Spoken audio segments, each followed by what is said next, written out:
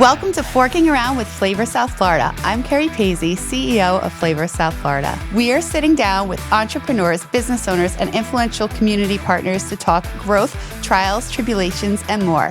These conversations lead into Flavor South Florida, the region's largest restaurant month, happening every September from the 1st through the 30th. If you're in hospitality or thinking about building something meaningful in this industry, you're in the right place. Pull up a chair and let's get into it.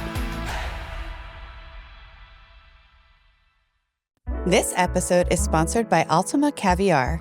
Visit them at ultimacaviar.com. Today, I'm excited to welcome Chef Paula DaSilva. Many people first met Paula as runner-up on season 5 of Hell's Kitchen, but her culinary journey started long before television. Born in Brazil and raised by a family of restaurateurs, Paula developed a passion for hospitality at an early age and has gone on to become one of South Florida's most respected chefs. I'm so thrilled to have you here. Thank you for being on. I'm thrilled to be here. Thank you for having me. You are the definition of like a badass boss lady. Like you just are. You're incredible. I've been following you and your story for a while.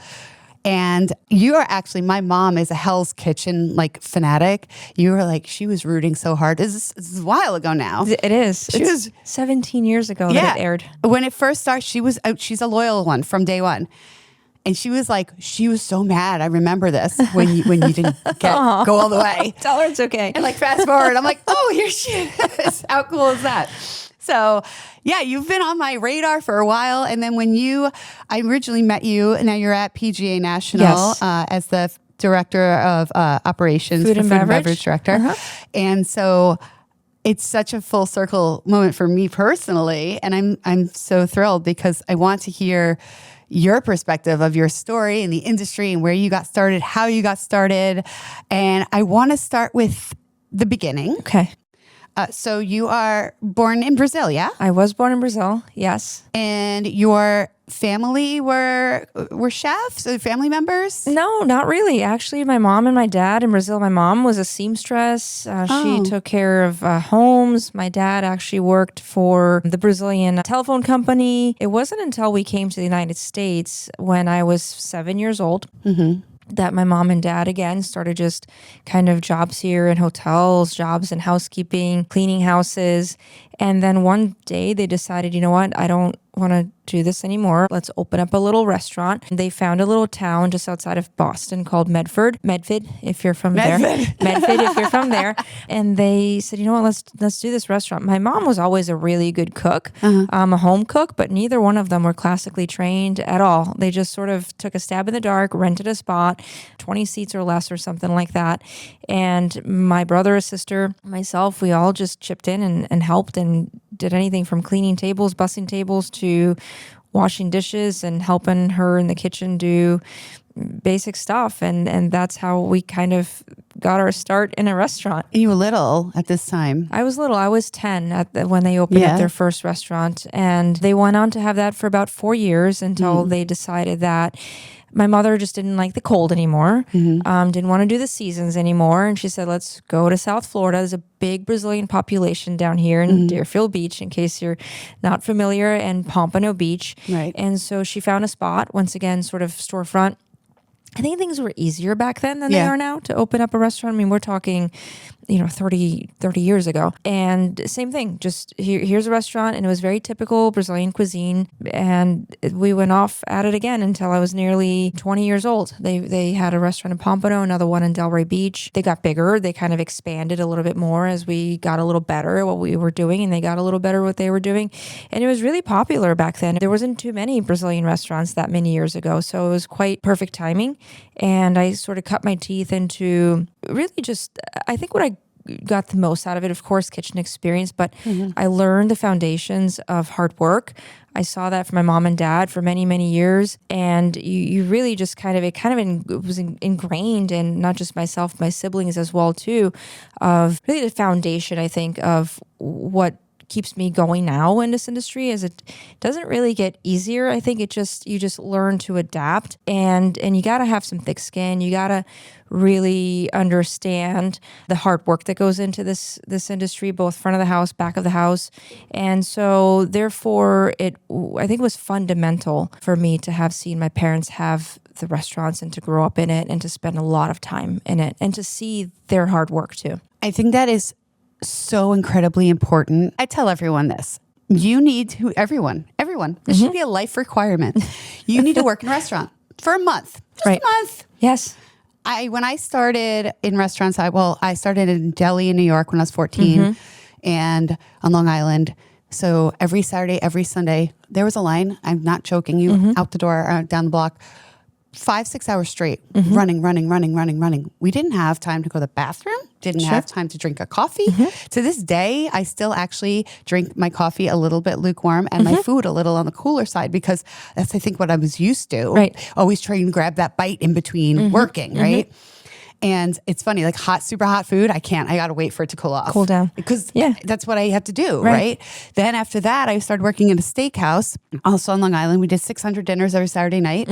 And I started there as a hostess. And I'm sure as you can imagine, when you're a hostess to 500-600 angry, hungry people, you do have to have thick skin, exactly what you said. Absolutely.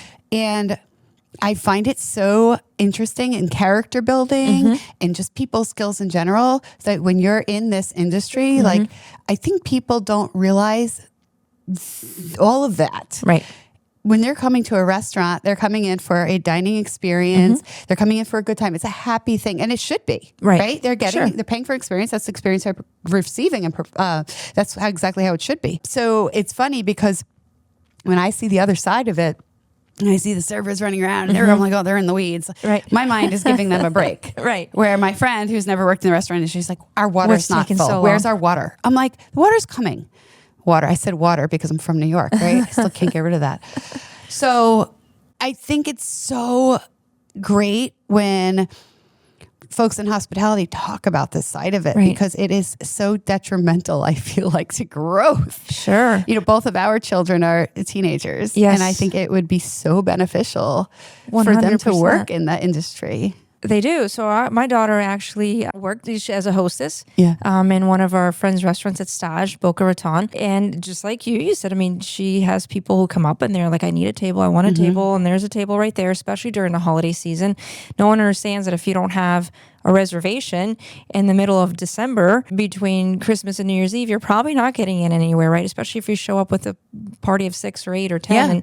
And then our son is just not in the food and beverage industry yet, doesn't have a job yet, but he will soon. But they both, they go out. We go out a lot, and they're super understanding of and empathetic too, right? Of what happens in real life in a restaurant. They don't need to feel our pain. Right. No, they don't. No, they don't need to feel our pain, but it is a fact of this industry. It's for, the C word, COVID.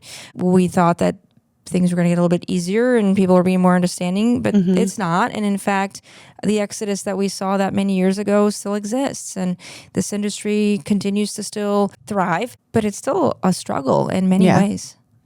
No, it's true. I feel like what I was going to say to finish your sentence was it continues to take a beating. Yes. A lot of the times. Yes. But back to working in the industry, I think it does teach really great people skills and discipline and just work. I can't say that enough. Like, I love people. I love meeting people. I love talking to people. I love knowing people's stories. And I know for certain that this is where this all stemmed from for me. So with your family in the restaurant as your very young child, looking back, what lessons from those early days still influence how you lead the kitchen now and how you input and develop dishes today? Fast forward. Sure. I think that, as I mentioned earlier, the morals, the ethics of working it's really ingrained in my blood.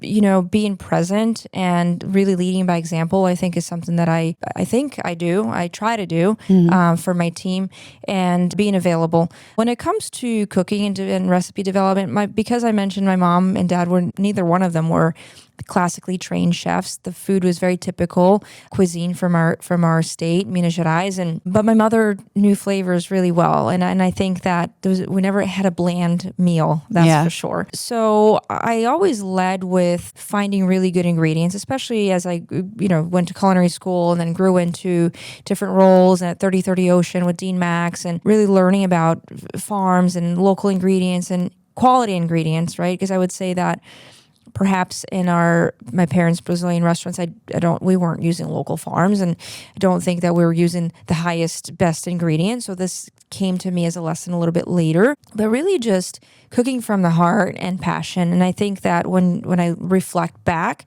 that's all my mom and dad knew was heart and passion.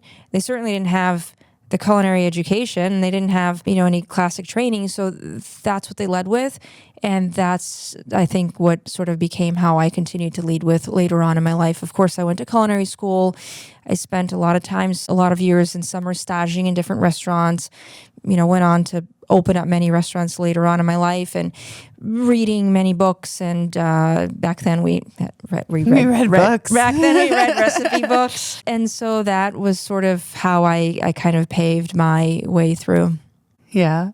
What is your favorite? You said your mom uses a lot of like spices and flavors. Like, what's your favorite Brazilian inspiration or flavor or dish? I would say when it comes to some of my favorite spices, it's cumin, it's cilantro. I love cooking with garlic a lot. One dish that sort of always brings me back to Brazil is going to be the feijoada, which is a typical black bean stew with a lot of different pork and pork cuts, and you use a lot of the whole pig. I've never had that. Feijoada. Yeah. And so it's commonly eaten on Saturdays. Okay. So my mother would start this preparation like on Wednesday. On Wednesday, she starts cleaning the pig's feet and making the sausage and doing the bacon and those stuff. Where did she get the pig from? Know. We would get it broken down in parts. Oh, okay. But this is all, yep. And did you just go to the store and buy a whole pig? No, we didn't do that. We didn't. I'm picturing this pig in your kitchen. Yes. No, we didn't get the whole pig. Okay. I don't know that we had pig farms back then. Maybe we did, but we didn't know about them. And then by Saturday, we had this dish that had been cooking for 24 hours overnight in the stove and all the other condiments that come along with it. So and that's a labor of love dish, like, because of all the prep work that goes into it.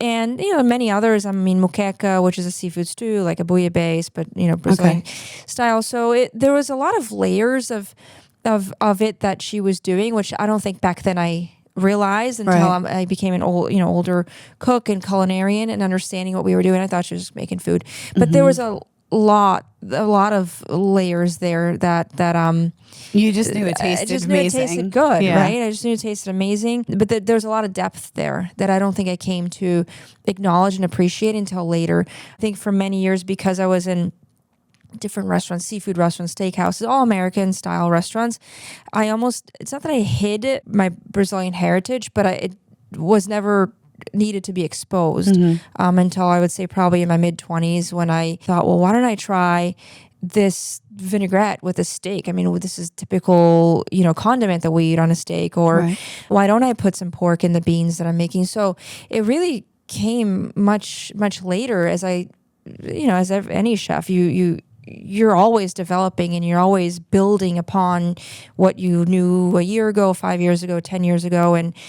And still to this day, it's, Brazilian cuisine is fascinating. It's huge. It's so much of it that I don't know because I'm not there. I know this is far for you, but there's a little place up in Port St. Lucie. It's called Val's Brazilian Grill. And I've been there a few times.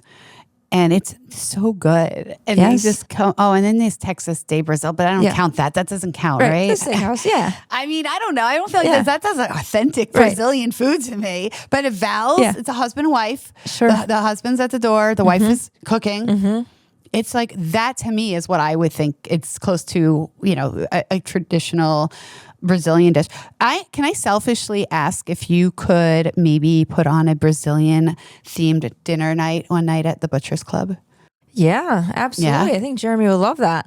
I think I would love that. Yeah. I would for sure. love that. For sure. And we can get and we have the steakhouse theme already anyways, right? It's easy, right? Yeah. And can you make that stew that you're talking about? Yes, the moqueca. Absolutely. I think that's a great idea. We've had picanha on the menu a few times there that they've put on. Yeah. I don't know. I didn't notice that. What is your favorite dish at the Butcher's Club? You can only pick one. Oh, geez. Only one? Yep. Oh, this is a tough one. Okay. Do I get to pick a steak? I mean, okay, so let's skip the steak. Skip the steak. Let's skip that's the obvious answer. Because that's the obvious. People are going to be like, oh my God, I can't believe she picked the chicken. But the chicken is so underrated, okay? But when done right, it can be one of the best dishes on the menu. And so the chicken, there's just a lot of depth there with the puree, which, to make a really good classic potato puree, that you should see these guys in the kitchen. They're milling this thing and they're pushing it through the sieve and just to get it nice and smooth and creamy, and the butter. And then the sauce, the truffle sauce that they're making. Again, just a ton of, it's like not just open up a can and here's a sauce. I mean, there's a stock. So to me, I think it's one of the dishes that require a lot of work for the end result. The chicken is sous vide and then it's seared and then it's, nice and crispy skin. So sure, it is chicken, but it's probably a dish that there's a lot of work that goes into it. Our seafood dishes are amazing as well too. They just put on a halibut dish, spring inspiration, spring peas, and once again, just anytime there's a composed dish, I think this is where chefs are challenged the most. Because sure, it's cooking a great steak, requires some level of skill. But you're cooking a steak, if you get it right, great. You get a decent amount of salt and pepper on it, good. You slice it, good. Got the right temperature, great. There it is. And then the customer is going to choose their size. Do you want mac and cheese? Do you want asparagus, mushrooms? Great. Essentially, the customer is kind of creating the dish, plate, right? But when you have to have composed dishes on a menu, that's when the chef really needs to make sure that they're thinking through all of the layers through and through. So for the listeners, what Paula is talking about is the truffle chicken dish at the Butcher's Club. It is phenomenal. It's never dry. I'm a little funny with my chicken when I eat out, and that's one of the only places I will order chicken at a restaurant because it's the inside is moist. There's truffle, and then the top is always like crispy and delicious, and about obviously those potatoes. But so that is an incredible dish, and that is executive chef Jeremy Ford runs the Butcher's Club in PGA National, and next up you have Honey Bell, which is led by executive chef Lindsay Autry, also at PGA National. Yes. What is your favorite dish there? Oh, this is, okay. It's a salad. Okay, let me think about it. Can be a salad. It can be a salad. It can be a salad, right? Absolutely. It is the Mediterranean salad.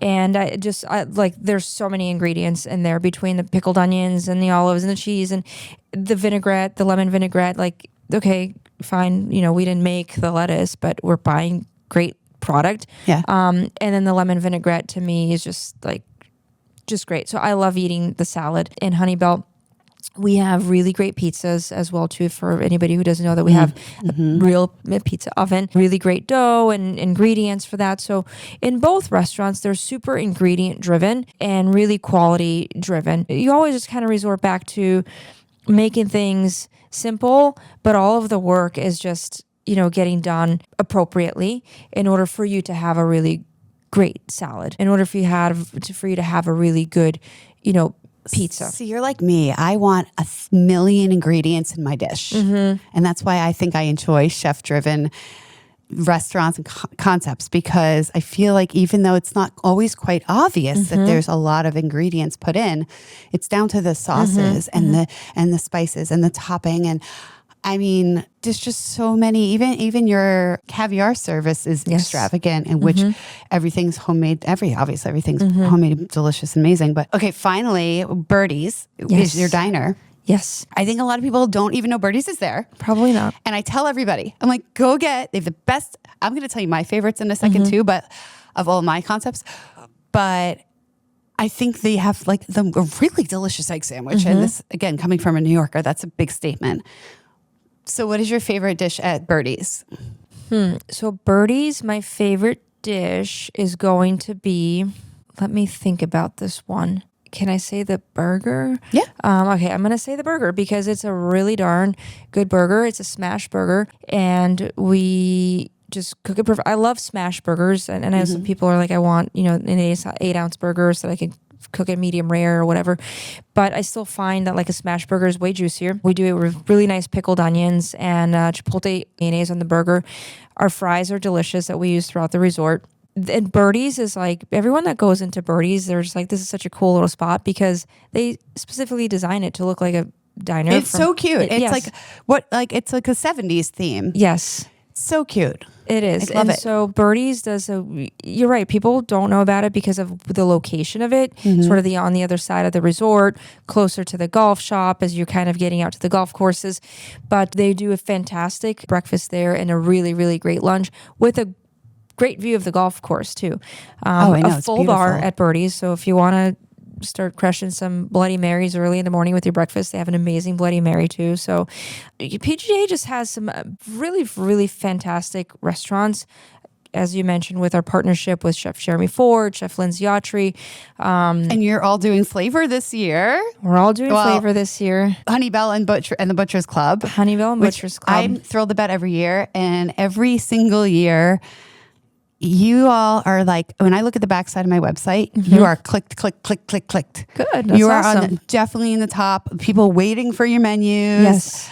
It's the biggest chatter I get. Can we because all my friends text me every September, where do you want to go eat? I said, where do you want to go eat? I'll go eat, whatever. I want to go to the PGA. I'm like, okay. So lo and behold, I'll be there, 20 times. You become a regular. We're going to put you on the payroll totally soon. fine. I'm happy with that. I'm going to come work there. That's my retirement plan. I'm going to be a hostess with Jolyn at the Butcher's Club. Great. We'll see you in December. Festive week. I promise you I will be there. You can't even tempt me with a better time. So, do you have any funny personal stories about you? You had mentioned Chef Dean Max, who I also want to get on the podcast. Yes. Hint, hint, Dean. And Jeremy, who is supposedly coming on soon. Yes. And Lindsay. Lindsay is coming on. Good. But yeah. And so, of course she is. I'm sure she's committed because the other two boys can't figure out their schedules. I love that you just said that. We're not editing this out. Classic. Do you have any fun stories? Do you have a history with and a relationship and a friendship Absolutely. with Lindsay, Jeremy, Dean? All of them. Give me a fun story with one of them. Any of them? Oh, jeez. Okay. All of them. I don't know if this is radio appropriate or a podcast appropriate. So Jeremy actually was, as Dean was sort of growing and expanding into the company at the time, Dean was the executive chef of the restaurant. I was a chef de cuisine, and he was spending less and less time with me. So at the time we said, I need to have a sous chef with me here, to be able to help have oversight of the restaurant. So Jeremy was the first sous chef that we ever hired, and essentially the first manager that I had to manage, right? I was managing cooks, but he was the first manager for sous chef that I had to manage in my role. And I remember meeting Jeremy, coming straight down out of Jacksonville. When was this? How long ago? This was, let me think back on this, 20 years ago. He was a baby. I mean, yeah. He was a baby. I think Jeremy was like 21 years old. Yeah. And I don't know, is he like 50 now? No, I'm kidding. He's not 50. It was a while ago. He was a baby. He was 21. I was probably in my mid-20s. Right.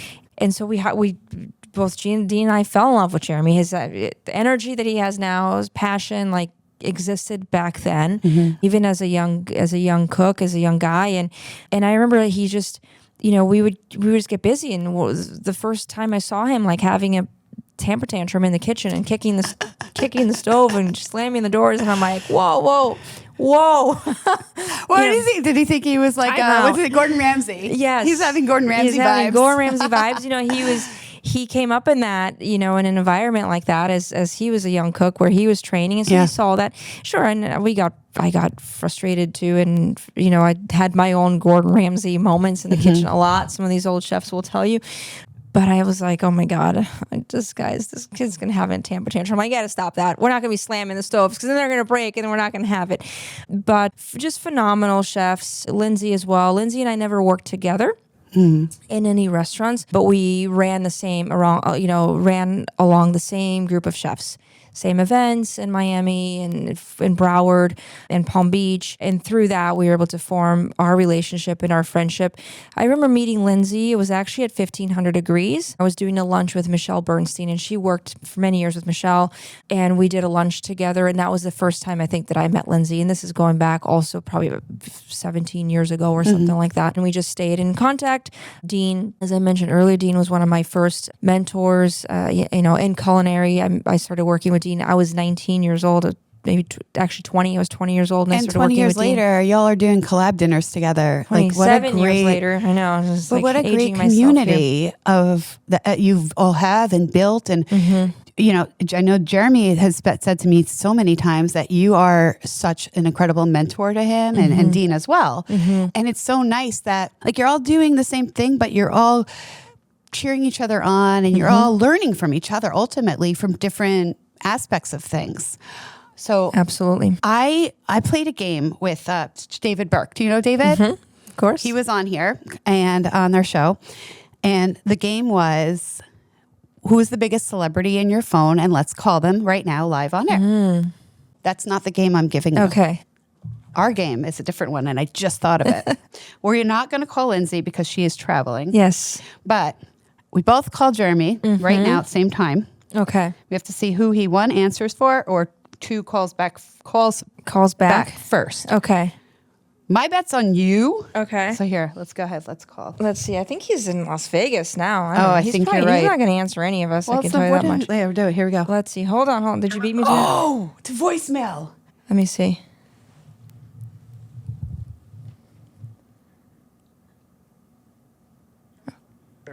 7-8. Voicemail.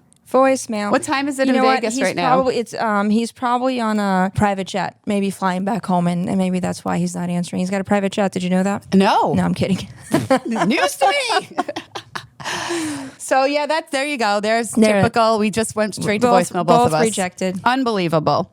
Moving on. Speaking of celebrities, because you are a celebrity chef, what is the biggest misconception that people have about chefs who come from reality TV? And tell us a little bit about your experience on Hell's Kitchen and what was that like? This episode is sponsored by Ultima Caviar. Experience exceptional. Visit them at ultimacaviar.com. I think one of the biggest misconceptions is that there's one that's they can't cook. Because I think especially with Hell's Kitchen and in the beginning stages of Hell's Kitchen, there was a lot of just riffraff that they were bringing on the show. Half of them weren't real cooks and chefs or anything like that. I think the second one is that we've achieved wherever we might be because of the TV show. And while I think that there is some truth to that, and some chefs really catapult by being on a show, whether it's Hell's Kitchen or especially Top Chef, I still think that many talented chefs would still be where they are even without the show, right? I'll use Jeremy as an example because obviously of our connection relationship, and he winning Top Chef, huge for him, huge. But I still have no doubt that I think even if Jeremy didn't win Top Chef or didn't even go on Top Chef, I still think because of his talent, there's no doubt that he could still be where he's at right now with these restaurants. Going on a show, you're not learning to cook. You either know it or you don't. And the same thing I think applies with me on Hell's Kitchen. It was fantastic experience. I wouldn't repeat that now or in this stage of my life, but I think because the show was still so new and there was a lot of hype around it, I would never undo that I did it. It was a fabulous experience. I think not only just to see the production that goes behind TV, I think that's fascinating. What I learned out of it was really the ability of basically how much crap I can put up with and how much stress I can put up with. I mean, there were days we weren't sleeping at all or 1 hour of sleep. So the pressure is intense. And I think that, as I mentioned, I don't think I came out of there a better cook. I certainly learned a lot of the standards of Gordon Ramsay. He's a fantastic chef. Anybody who says the guy doesn't know how to cook and he's just a TV chef is crazy. I've met him, and I think he's really nice. I think he's a nice guy. Really nice guy. I think he's a great guy. And he's extremely charismatic, really handsome looking guy in person, very charismatic, very friendly, very nice. But he's a chef. He's massively intense and passionate. Yeah. And he shows that, and he's another one that's just crazy talented, and it's a really cool experience. And I don't think it's for everybody. I do think that people who go on these TV shows, these cooking shows, they need to realize what outcome are they looking for. Because if you go on there and you make a fool of yourself, it's out there for the world to see, and future employers and whatnot. So I think they need to always keep that in the back of their mind too, right?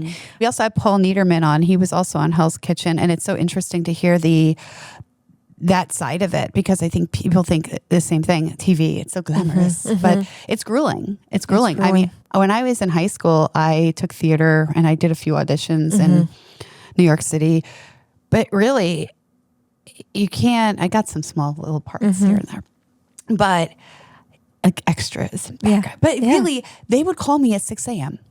And say, we need you in the city, which was 45 minutes from my house or so. We need you in the city by 8 a.m. with your portfolio, with your headshots, with hair and makeup done. I was 18. I think I was right. I'm like just finished high school. And that TV world, it's, Hollywood is pretty. It is.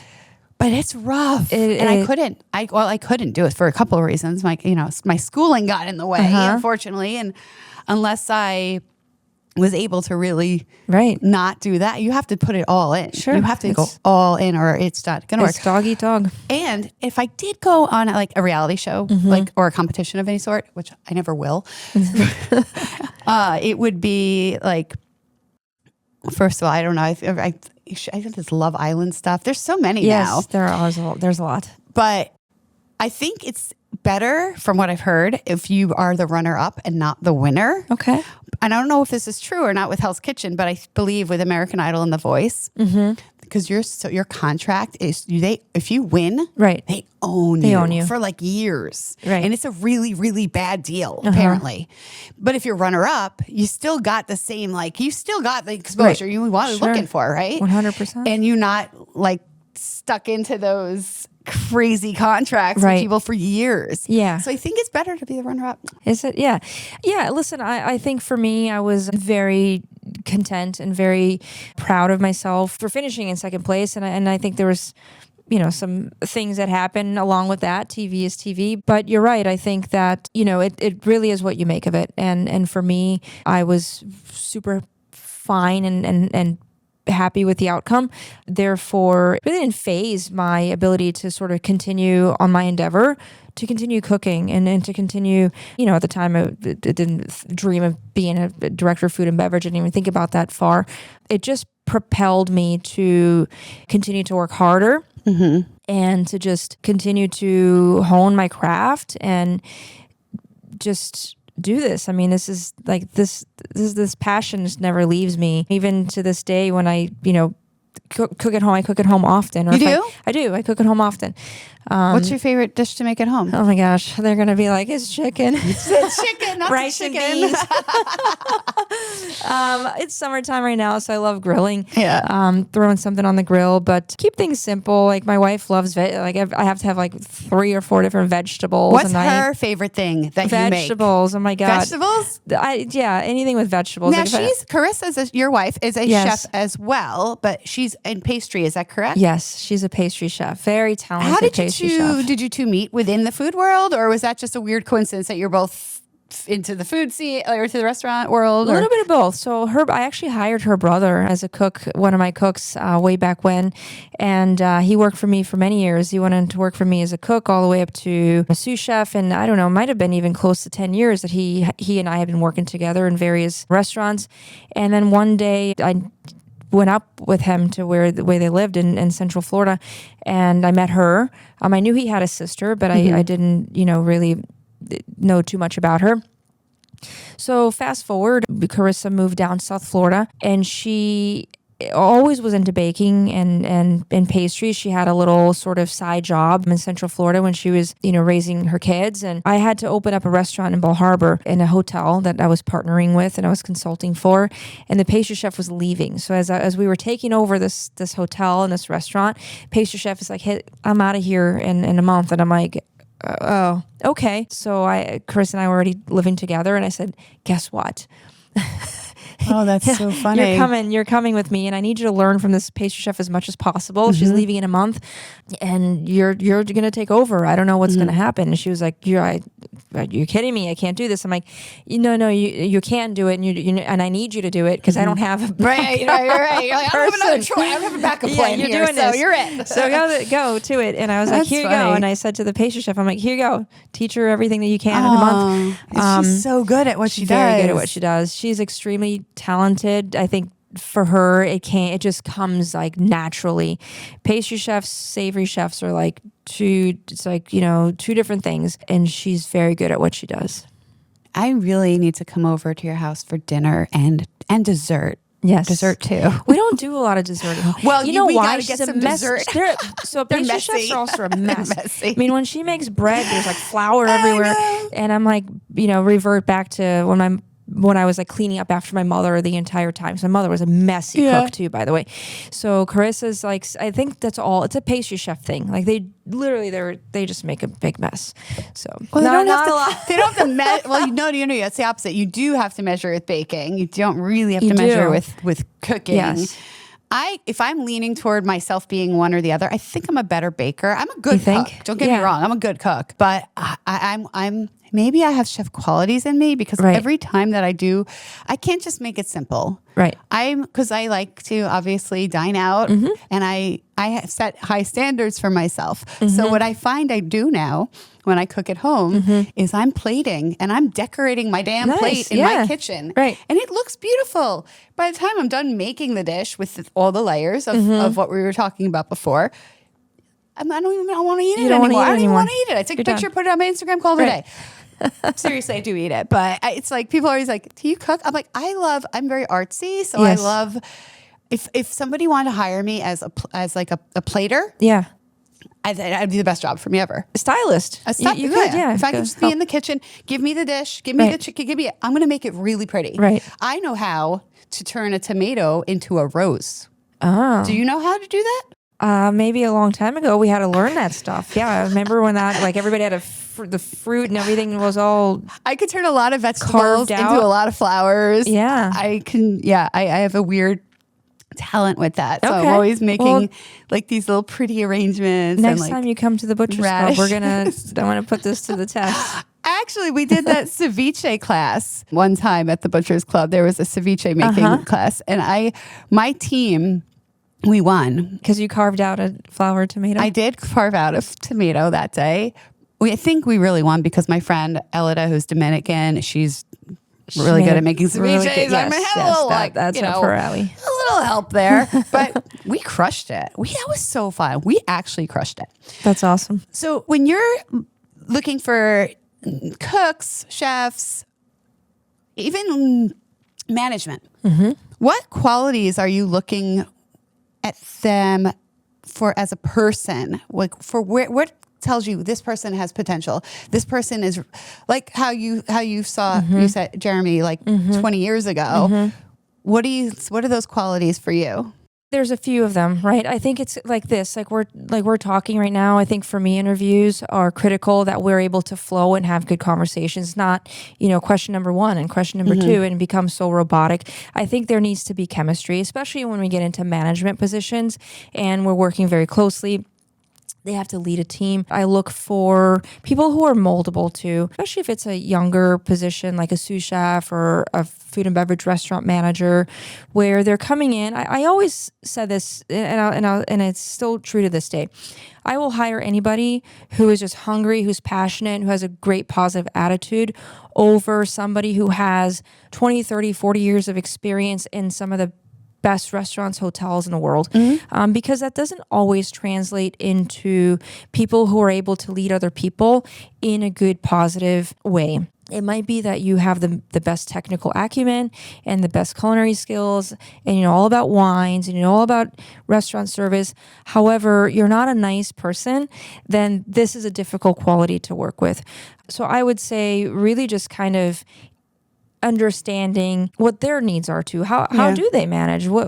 How do they take feedback? How do they take criticism? Because this happens all the time, not only from our guests who are very open to sharing about how their experience was, and if it's a negative experience as a leader, you have to be able to, suck it up. I always try to take a negative experience and turn it into a positive learning experience for anyone that works under me. Sure. And over the years. And I think that's very important, to take the criticism and not be angry about it or hurt by it. Just always find the lesson in it, I feel like. And and I think that's great. You have great leadership qualities, and also being a woman in this industry. It's a very male heavy industry. We know that. That's facts. I should have looked up the actual percentage, but I'm sure it's very high. And have you ever come into any challenges along the way in your journey in being a woman in this field? Because I imagine that would be tough, being a leader and a woman in the restaurant industry over the last 30 years. Sure. Are there any instances, or are there any times that you recall that were just really challenging? Yes, and I think they came a little bit later too in my life, which in different positions. And I'm thankful that it did come in later, because in the beginning I really did have some pretty good mentors. And you're right, it was very male dominated when I started this. I was 19 years old when I started working in a professional kitchen. I was the youngest female sous chef at the age of 22 years old in this big hotel company, and then I went on to be the second female executive chef at the Ritz-Carlton brand. In the company at the time when I was named executive chef at the Ritz-Carlton in Fort Lauderdale. Huge. That's a huge feat. That's a huge accomplishment. Yes. That's huge. Right. And then even as a director of food and beverage, when I moved on to that role, it also was very uncommon to have females in this role too.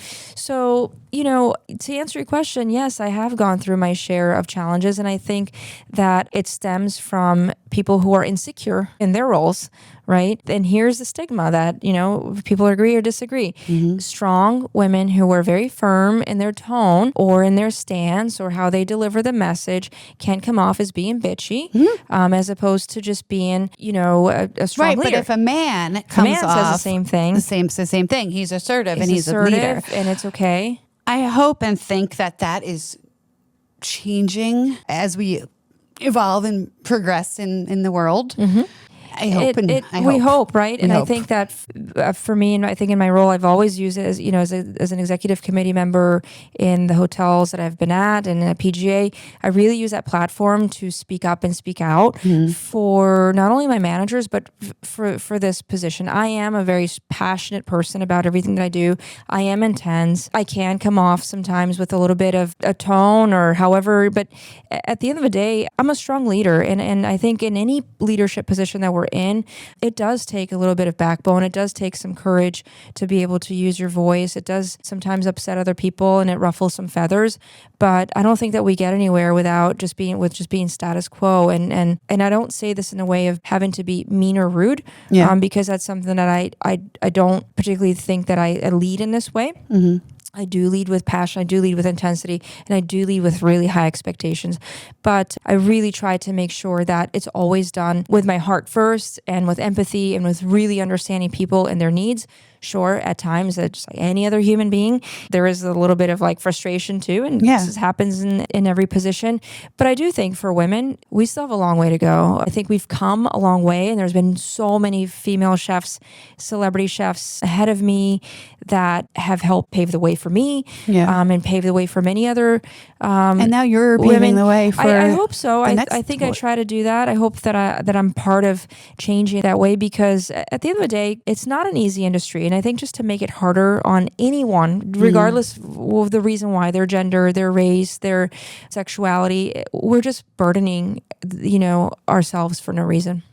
Yeah. I mean, it perfectly said. And I love how you spoke about the type of leader you are and that you lead by example and integrity. Those are important words in any industry. Sure. It's funny because I've known you a couple of years now, and your demeanor to me is always very, very even, very calm, very friendly, and I adore you. And I can't even picture in my head what Chef Paula in the kitchen, like under the stress moments. Where I feel like I'm like, I don't want to really get on your bad side. People say it to me too, and I'm like, it's so rare. It takes a lot for me. And you and I are both Pisces. Yes. So we have a lot of similarities. I love when you post on your Instagram the Pisces things. I'm like, girl, I feel you. Because we are a special creature. We are. We really are. I mean, we can do a whole episode about being a Pisces. Intuition. The intuition is rough. I'm feeling people's feelings before they're feeling it. I tell people that all the time. There's something in there. I got weird things happen to me. Like I'll text people that I haven't like all of a sudden they pop in my head. I'm like, hey, I was just thinking about you. How's everything going? And they're like, oh, my mom just died yesterday. I'm like, I freaking knew it. I knew that. Right. I knew something happened. Sure. That's what happens with me. It's crazy. And I'm right. I feel you. What zodiac is Carissa? She's a Cancer. Oh, so that's a really good. It's a good sign. That's a good match. Yes, it is a good match. So I would say 90% of the men I have ever dated in my life, in my whole life since a teenager, Cancers. Cancers, yeah, they're a great sign. They're nice She's people. A good person. They're Very really good. sweet, and yeah, that's a great. Good job. 10 out of 10 on that whole zodiac matchup. I love it. I love a good zodiac matchup. Now, if I date like a water, what are they called? Aquarius. Which one? Like those, like a Leo. I couldn't date a Leo. Gemini. Those guys are rough. I don't think that would work for me. A lot of attention. Oof. Yes. See, there's something to this. There's something to this. I think so too. There is. Well, we're going to play a little game, but in the meanwhile, I'm also going to give you a little gift. Okay. So the podcast is sponsored by Ultima Caviar. I don't know if you've had it, but I have us ready here with champagne, and I'm going to I can't wait. top you off there. I know we've had it here for a second. I've been sipping away. I don't know if you are, but get a little fizzy there for you. Thank you. And so they're so awesome. They've been dropping me off caviar to the studio. Well, that's nice. And I know it's a terrible way to spend my day. I mean, I can't believe that I'm here. This is such hard work. I have to talk to you, eat caviar, and drink. This is rough. And then you have a little spoon on the back side of your bag there. Spoon so here. You can travel, take your caviar wherever you need to go. Spoon. I'll put that there. So just dig in and tell me what you think about that. Okay, here, I'm going to open this just because I want to try to open it. Okay, go for it. I don't remember having challenging these little things when, I don't know. I just remember using like my hand or a butter knife or something. I feel like you're going to do it. I struggle. And then you get it up in there and then you turn. Yeah. Like it's just the weirdest little popping thing. There See? You go. She did it. Get it. There it is. It's like, this is the caviar challenge. I'm starting a caviar challenge. Hello. This goes to show that I just used a butter knife back then. Well, while you're doing that, I wanted I'm struggling with this. Tell you. Let's not show this. Okay. There's one open. Edit that out? Okay. Perfect. Edit out the struggle. But have a whole bite, have some caviar, have some champagne, and then I'm going to start a gift. Yeah. Cheers. Cheers. I'm going to start a game with you. Mm. Should I chug this glass? Will it make it more fun? Which one is this one here? You can sip. We can eat caviar. Okay. I just pulled a spoon out of nowhere. Okay, I was going to say, where's your spoon? And many health benefits to caviar, people. Mm-hmm. Many health benefits. I actually want to try this one. She said, wait, this one's from Spain. This is so good. This is the Spanish one. I want to try this one. Now, which one is this one? Butter knife is easier. This is the Spanish one. Oh, I don't think I've tried this one. I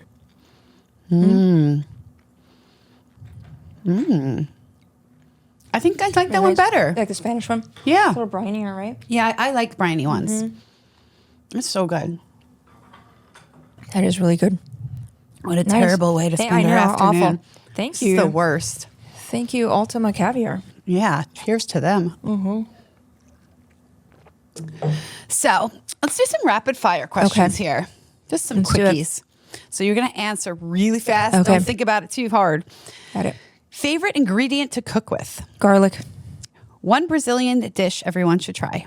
Feijoada. I knew you were going to say that. Most underrated South Florida seafood. Local oysters. Oh, interesting. Okay. Sweet or savory? Savory. One chef that you would love to cook with. Eric Repair. One chef you would love to cook for. Nancy Silverton. What is your guilty pleasure fast food order?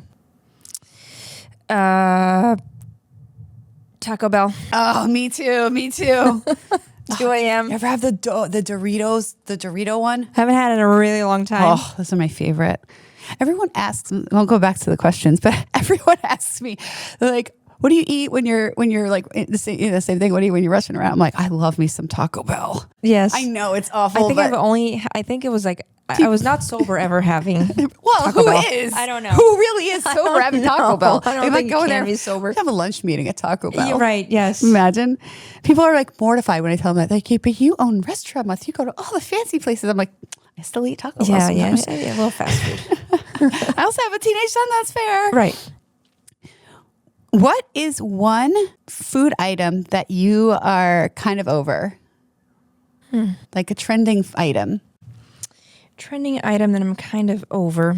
I think like foams or something. You know, I don't know that technique adds too much to a dish. Mm-hmm. So I would say just kind of the extra foam part of it. Foam on a dish. Like just get rid of it. Who cares? We don't need it. It's not doing anything. I don't need it. I don't think it's doing anything. Half the time, it's bland. You can't put some things in it because it won't charge properly.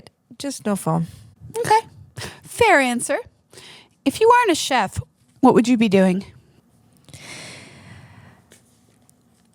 I love photography, and I think they, go hand in hand, I think, with what we do now. But I always was into photography a lot. I didn't become a really good one, so I kind of gave up on it. And I think if it was a second option, I would be a therapist. Same. I would absolutely be a therapist, but there's a lot of psychology behind working in a restaurant. Yes. When you work in a Tell me restaurant. about it. Oh, I should have a couch in the kitchen in the office. I know. That's a whole thing. That's a whole thing. You got to know everybody's problems, everything.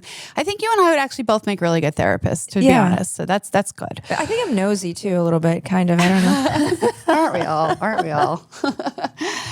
You've traveled a bit. Yes. Where's your favorite? You can't say Brazil. Okay.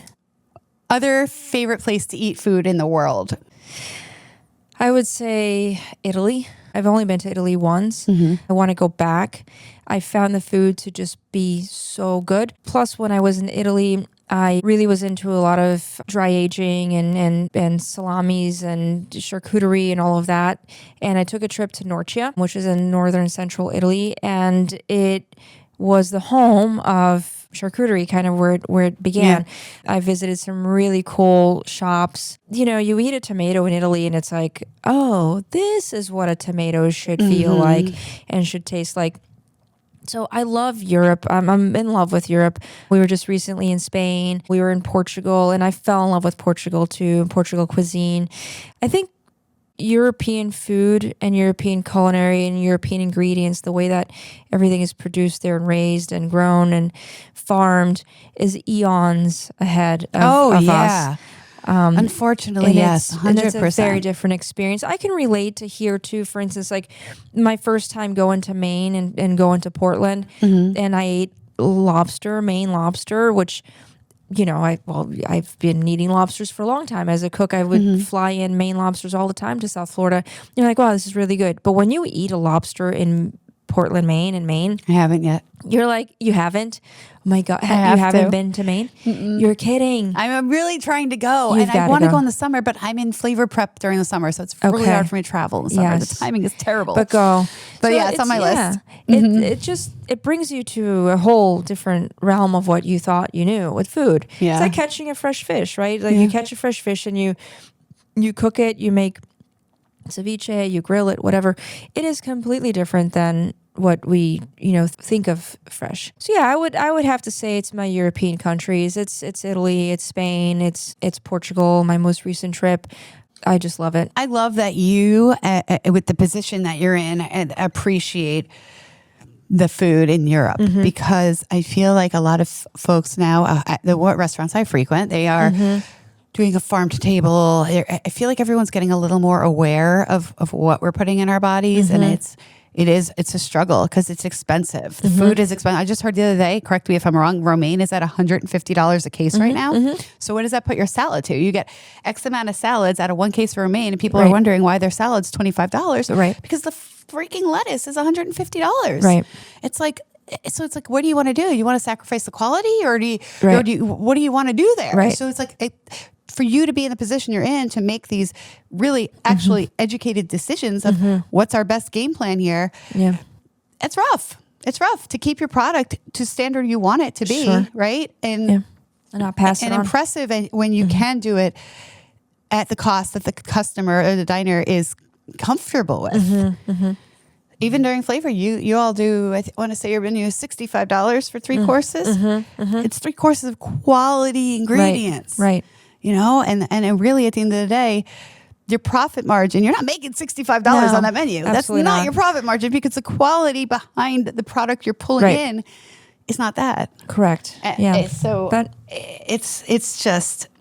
it's really, really impressive that you do what you do to the capacity you do it. Yeah. It's a balance, right? We're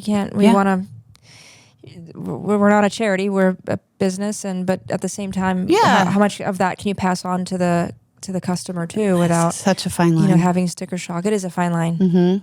It is. I do consulting for some restaurants, and one of them came to me. I looked at her menu, and I looked at her P-mix. Well, for the listeners, it's basically a product mix of what they're selling and how much of it they're selling, and such like that. I looked at her P&L. I looked at a bunch of her. I said, "Well, you have to raise your prices." Right. That's the first thing I said to her. I said, "What are you doing?"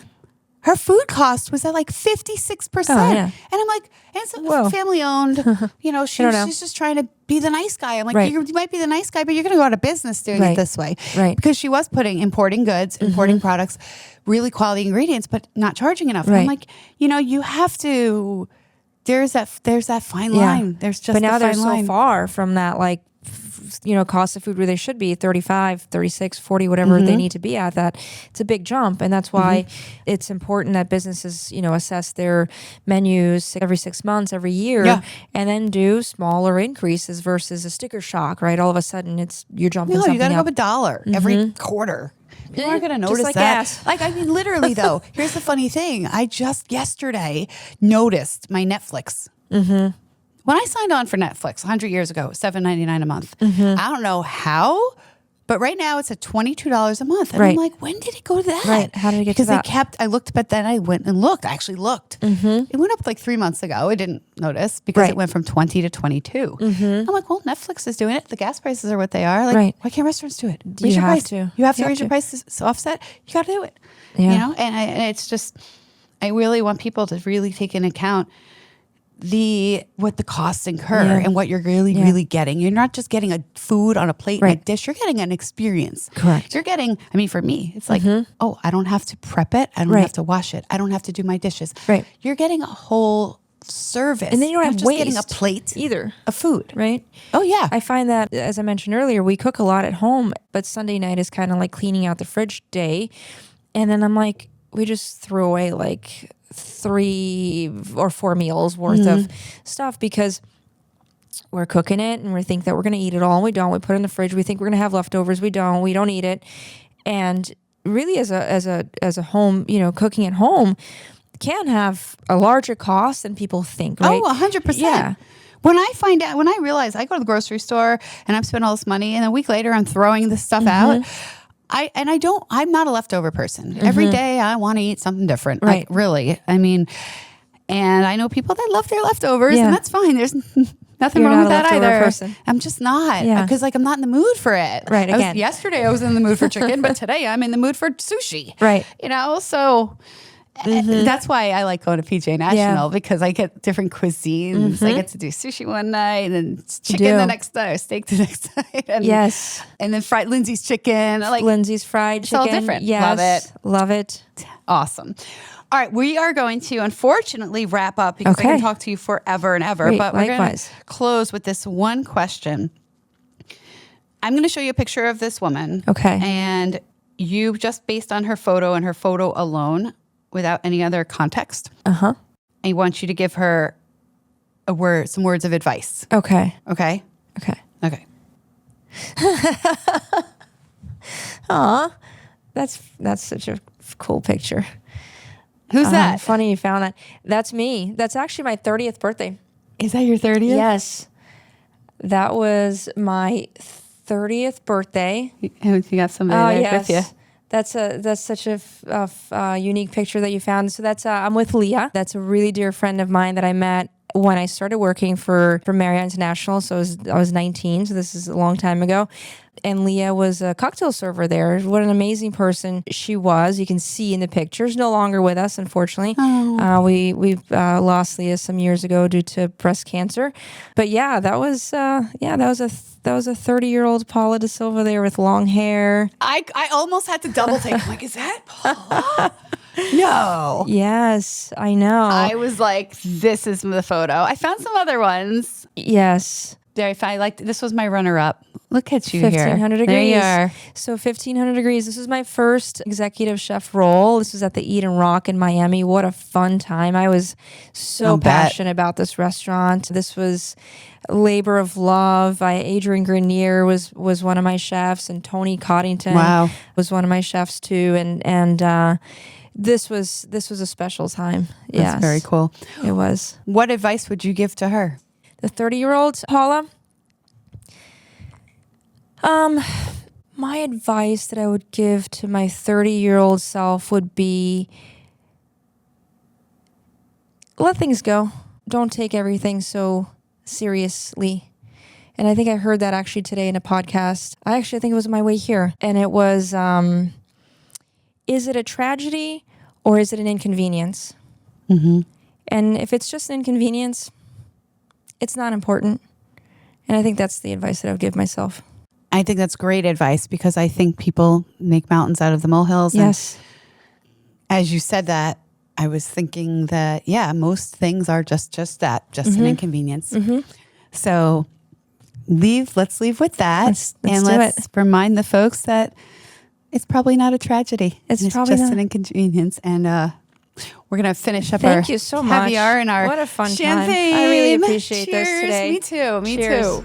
Thanks for joining me on Forking Around with Flavor South Florida. If you're in the industry, a business owner, or just want a better understanding of what goes into keeping restaurants alive and thriving, make sure you subscribe and share this episode with someone who should hear it. Flavor South Florida takes place every September from the 1st through the 30th between Palm Beach County and the Treasure Coast. You can find all the amazing dining deals and participating restaurants at flavorsouthflorida.com. Until next time, keep supporting local and keep forking around.